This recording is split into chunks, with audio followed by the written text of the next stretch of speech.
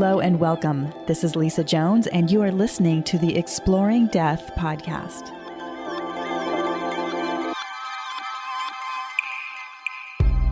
Hello and welcome to the Exploring Death podcast. Today I have David Maginley from Canada, from Nova Scotia, right? Yes. Okay, excellent. Well, we have had the most auspicious meeting. We're both here in Bellevue, Washington at the IANS conference, which is the International Association for Near-Death Studies. There you go. It's a mouthful. Yeah, it is. Yeah.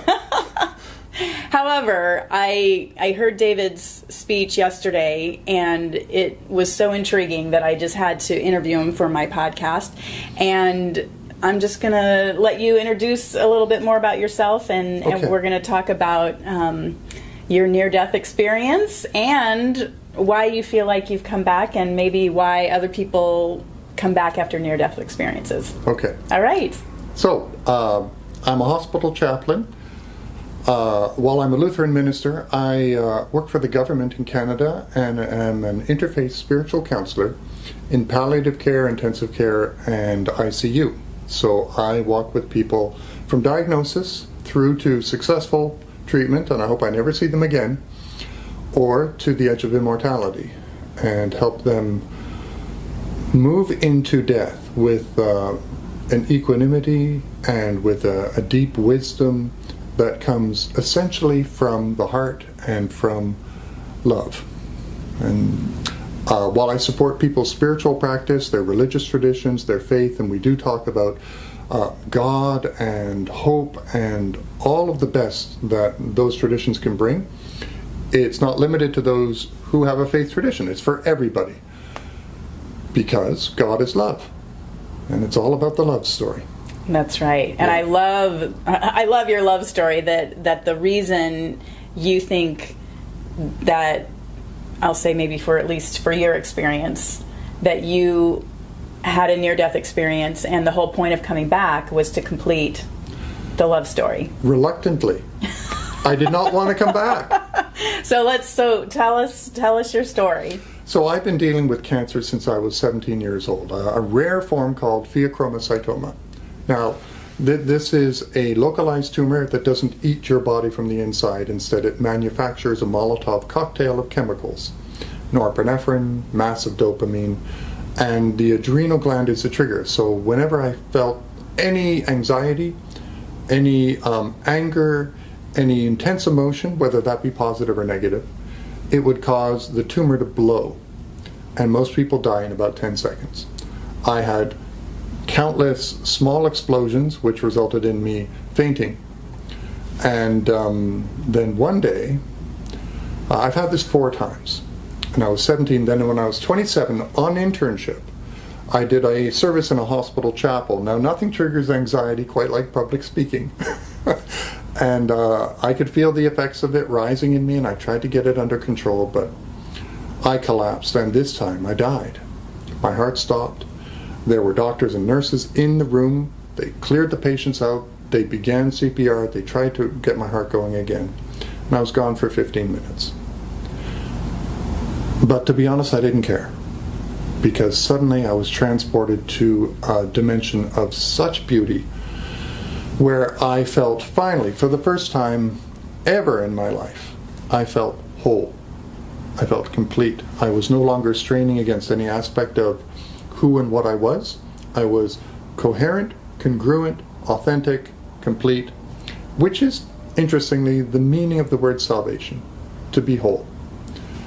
Now, it wasn't a tunnel of light, and it wasn't an out-of-body experience. I was immediately on a grassy hill, and it was stunning and beautiful and simple. And there was a tree at the top of the hill, and I ached to run to the tree and see what was on the other side, because I'd never come back here. I didn't want to come back here. And I wasn't alone. There was an entity by my side, a masculine figure, who emanated such compassion and love and power and wisdom and grace and wonder and a good sense of humor. He felt like my best friend. And I said, I'm home.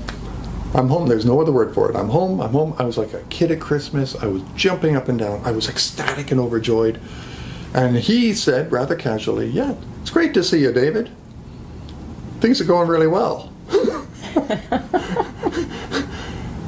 My body is prone. My heart has stopped. My brain has been anoxic for 5 minutes. Maybe 10 at that point. Things were not going well from that side. But where I was, they were perfect. And I felt his love. I felt this communication from being consciousness, pure consciousness to consciousness. And I said, yeah, and let's go to the hill. Let's get to that tree. Last one, there's a rotten egg. I was like a 10-year-old at Christmas. He said, you can't go up there. You have to, in fact, you can't stay here. You have to go back. But look, things are going really well. And I said, no. Why would I go back? I'm finally here. And let's go to the tree. He said, you have a lot more work to do. Things are going well. He kept repeating that. But you have more work to do, and you can't stay here. But we will be with you, plural. And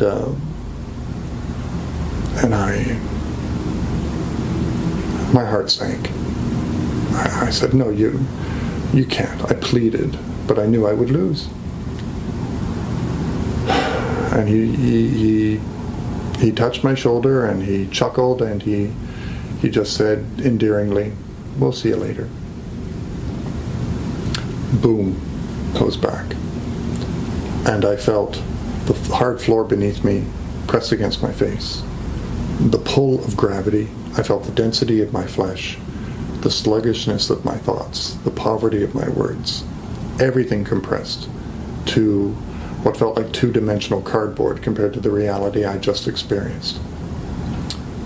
And I began to weep. I was aching for that place, and yet I knew I was here. And what do? You bury it in your soul, and you communicate through this clumsy medium. And they wrapped me in a blanket, and they gave me some orange juice, and they checked my vitals, and gave me an ice pack for my head, and sent me home. Wow. And I crawled into bed, and I grieved. Wow, that's so powerful, David. I can't imagine, because I had my shared death experience, which many have heard on my podcast, and it's that unconditional love. Absolute. And that, I've got chills as I say that, and that feeling of being home and knowing that, I mean, there's just nothing more that's needed. There's just no thing that's beyond that. And you are one. Yes. With everything. Right. Fully connected, fully awake, fully aware. I've never experienced that here. Right. What I am aware of is how I'm not present here. I'm thinking about lunch. I'm always thinking about lunch. I'm thinking about the conference. My mind is bouncing all over the place. I have so many thoughts. Right. And they interrupt each other, and I'm inconsistent and sporadic and so fractured compared to there, where it was pure joy, pure completion, pure oneness, while remaining an individual. You don't disappear into that. Right. Although I ache for it. Right. And you're back here, and what do? You end up bumbling and stumbling along in your life, still imperfect you. Absolutely. And I was noticing in listening to several of the speakers today talking about where if you've had a shared death or a near-death experience and you come back to our world, and that chasm between that wholeness, that oneness, and then being in this thinking monkey mind body that never stops, and then questions that you even experienced what you experienced. And that's where I've been for the last 15 years because of my CPA brain and my logical thinking, and and I'm my own biggest critic and skeptic about the entire experience. And yet I know what I know because I experienced it. So I just can't seem to weave. But how utterly consistent you are with the rest of us. And that's what I'm learning at this conference, is how utterly consistent I Yeah. am, because I've never been able to even identify that as a situation, really. So why do we doubt ourselves about what we experience and know to the bone and beyond? Right. Because we're going beyond, we're talking about more than cognitive dissonance. We're talking about existential dissonance, one reality Yes. running up against another. And you've got to choose the one you're planted in. So they wrestle with each other. And our brains and our logic mind would like to make sense and put handles on this. I found it's much better to have a sense of humor about that and about my monkey mind, and instead to just be held by the ambiguity, to sit with the not knowing, to rest back into the not striving, because it's from that deep stillness within that we actually can reconnect to that experience. And I've been able to do that through meditation. And it awakens the memories somatically in my body, emotionally in my heart, and my mind becomes still. But the result is I end up weeping. That's okay. That's okay. Just lock the door. That's right. Just do it in private, right? Yeah. When you can just fully feel those feelings. And what, again, I love is that I was just listening to another presentation about, they've now proven that the less brainwave activity you have in your brain, the more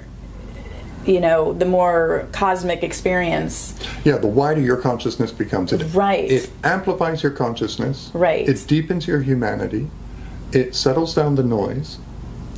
Yeah, that neural activity gets in the way. Dr. Bruce Grayson was talking about how the brain is a reducing valve. It's just an instrument, like a musical instrument. And mind doesn't arise from the brain, just like music doesn't arise from the instrument. It comes from the player. It comes through the instrument. So when we're really trying to blow hard on the instrument, we just make noise. But when you relax with the breath and let it flow through, music results. Same with the brain. Yes. So the question is not, are you spiritual? Do you believe? The question, if we can carry on with the musical analogy, is are you in tune? Because you're playing, but are you in tune? That's beautiful. Yeah. And I love that analogy about the musical instrument. And so that's, if you can imagine your brain, that's the musical instrument, right? And so then it's a matter of, what are you playing through that? What are you... Yeah. And let's remember that we're talking about more than the 3 pounds of gray matter between your ears. We're also talking about heart consciousness. Yes. Right, which is actually a much wiser place. Mm-hmm. This is what my patients have been teaching me for 20 years. They've been teaching me how to play the song of love. Because I have been a sporadic guy with the triangle in the back of the orchestra for a lot of my life. And I witness their suffering. I support them through this valley of the shadow of brain. And I help them connect into that love, because God is love. Which means love is not an emotion, it's the highest state of consciousness. It's an entire quality of being. And I remember it. I was it there for 15 minutes or whatever it was. So the homework of the heart, of the soul, the homework is the unfinished love story. How are you love? How do you love? And when you're fighting for life or approaching the end of it, that's the only item on the agenda. Not should have worked more, should have earned more, should have gotten into more trouble, right? The agenda is the love stories that we want to go on. I love that so much. And I just did a podcast recently about the regrets of the dying. And one of them, which was my husband's, was that he was a tax attorney for a large corporation, and he said, "Oh my God, I've spent my entire life just pushing numbers around on pieces of paper. I wished I had helped more people. Yeah. And that just sat in my heart. I was 37, he was 44. So when I was approaching my 44th birthday, I suddenly realized I was still pushing numbers around on pieces of paper. I was working at a hedge fund, and that's when I just had to quit. I'm like, I can't live a day longer than my husband had the opportunity to live and not start helping more people. Wow. Yeah. But it took me 7 years. I mean, he said that, it got planted in my heart, but I just went right back to my... Let's be honest, we're not that bright. We're pretty thick. You're right, absolutely. I've been through cancer 4 times. You'd think I'd get it, right? Yeah, I'm not saying that they gave cancer to me, but they can use any suffering, they can use especially suffering, to accelerate our growth into love. That's the raw nature of it. It derails the ego, it connects us to the core, it awakens our compassion. It's the crash course in the evolved soul. But I'm so aware of how inconsistent I continue to be, how my monkey mind interrupts, how my feelings are foolish, how my priorities are messed up while I'm doing this sacred work. So what do we bumble along. Have a sense of humor about yourself. Absolutely. Well, have you noticed is there regrets, or is there anything, this love story? I mean, I know you said it's the homework, so is there any to-do list or anything to help avoid those regrets or those, at the end of the life I've learned, and I'm aware, that there is always the rubble of some relationships in the wake of our journey. And you can't go back and change that.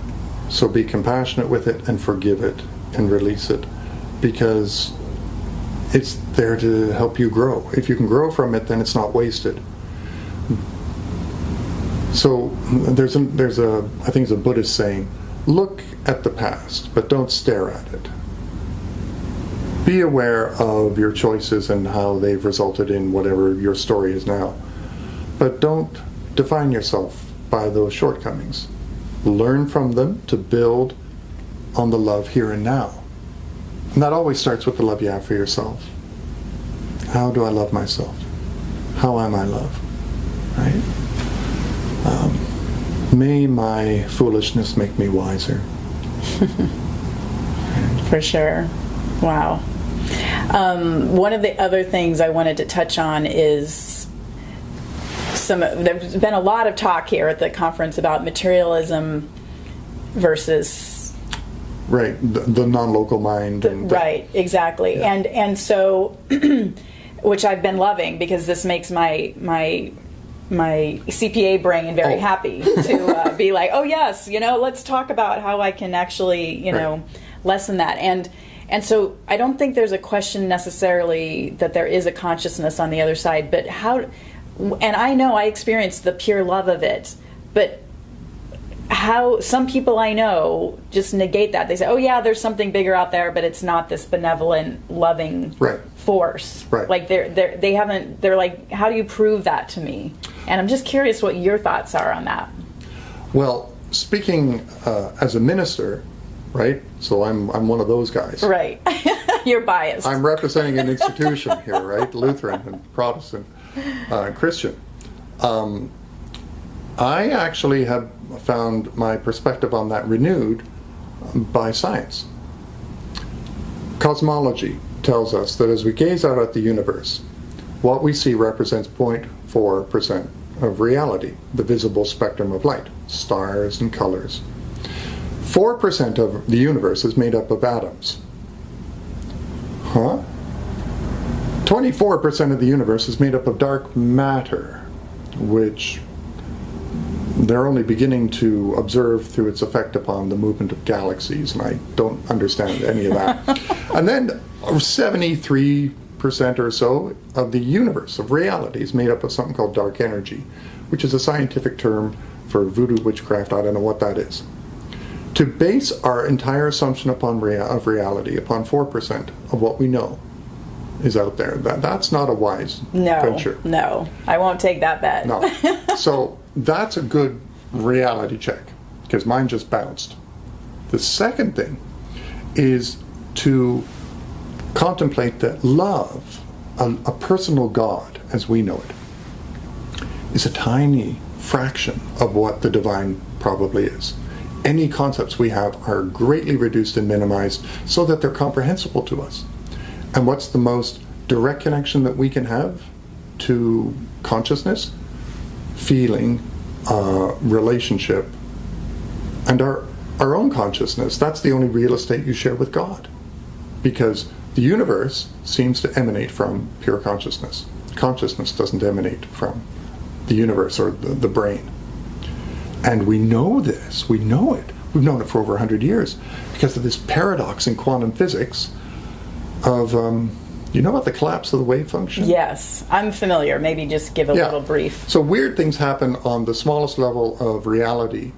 Particles, like a photon, don't have a particular location or mass until they're observed. Until then, they exist in a probability state. Something weird about the act of observing an electromagnetic wave causes it to shift from a wave to a particle, to a particular manifestation in time and space. Consciousness does that. This is baffling to the best minds in quantum physics and demonstrates that consciousness is entwined with the nature of reality. So, the spectrum of consciousness is infinite. And this thing we call God is the level of consciousness, of ultimate consciousness, that we connect to and relate to through the nature of our being as living creatures. But whatever that is so much bigger than our words.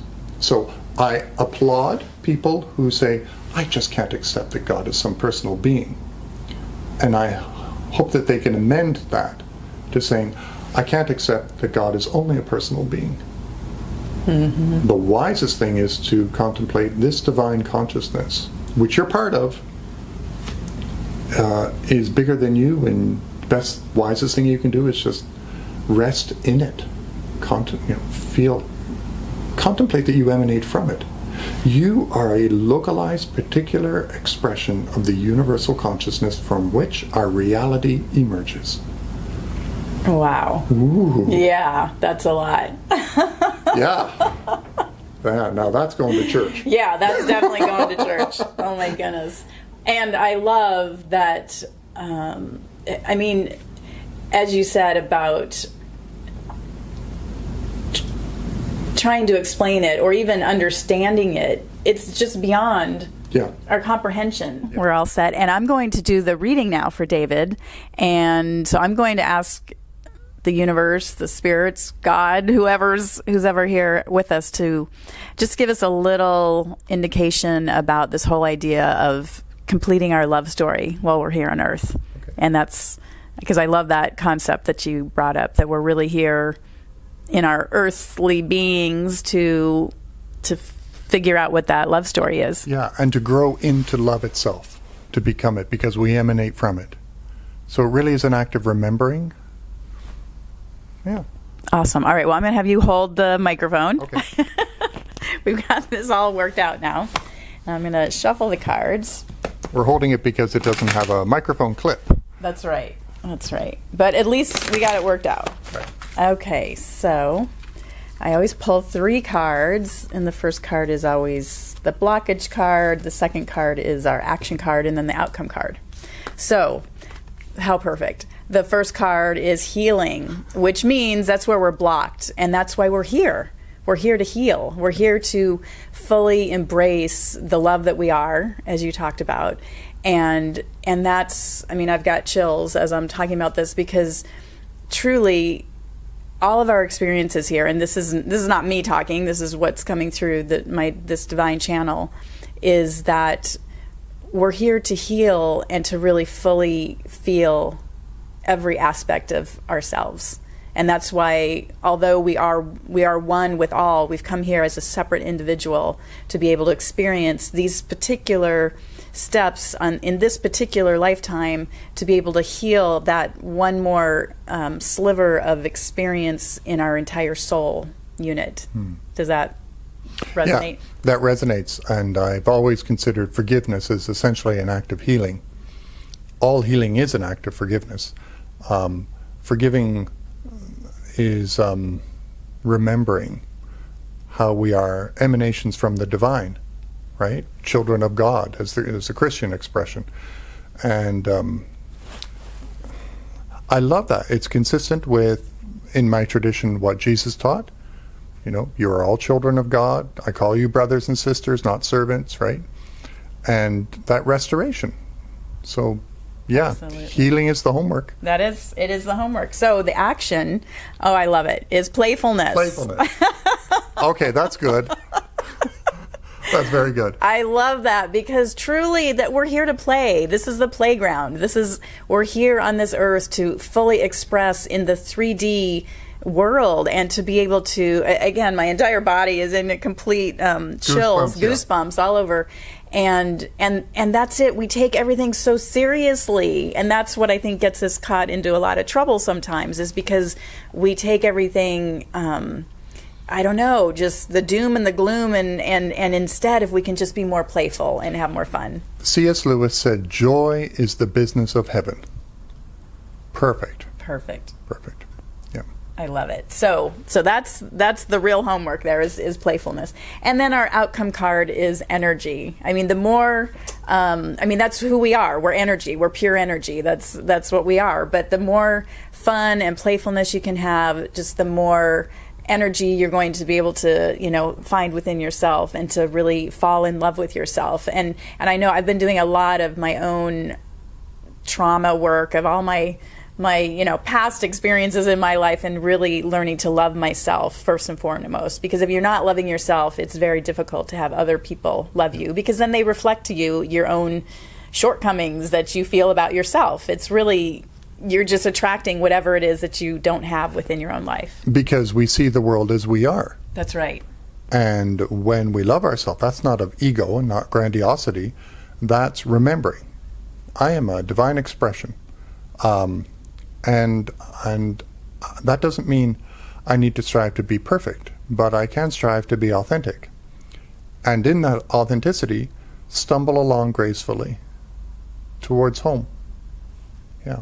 I love that. Oh my goodness. Well, how can people, get a hold of you? I know you just published a book, right? Talk about your book. So my book is called Beyond Surviving: Cancer and Your Spiritual Journey. It weaves my 4 rounds with cancer with patient stories and insights on how to cope with grief and suffering and loss, hope, life, and death. It goes into the nature of consciousness and the promise that we do continue after our bodies do not. You can buy it from your local bookstore. They can order it in, David Maginley, Beyond Surviving Cancer and Your Spiritual Journey. You can go to my website, davidmaginley.com, where you will see interviews and articles. You can buy it off Amazon, but please support your local bookseller. And it is available on Kindle and is just about to come out as an audiobook. And I had a lot of fun in the studio reading that, and very proud of it. 15% of all net proceeds from my book go directly to support cancer patients in the most practical ways. Not cancer research, but paying the bills, buying food, parking, accommodation. Yeah. Fabulous. Well, thank you so much, David. It's been such a pleasure having you on Exploring Death, and I will have all of those links on the website, and I just can't wait to see what happens next. It's all going to be okay. Excellent. So thank you for listening in to Exploring Death, and until next time, aloha. Thank you for listening to the Exploring Death podcast. This podcast is for entertainment purposes only. Before you make any financial or legal decisions, consult a professional. This show is copyrighted by Exploring Death. Written permission must be granted before syndication or rebroadcasting.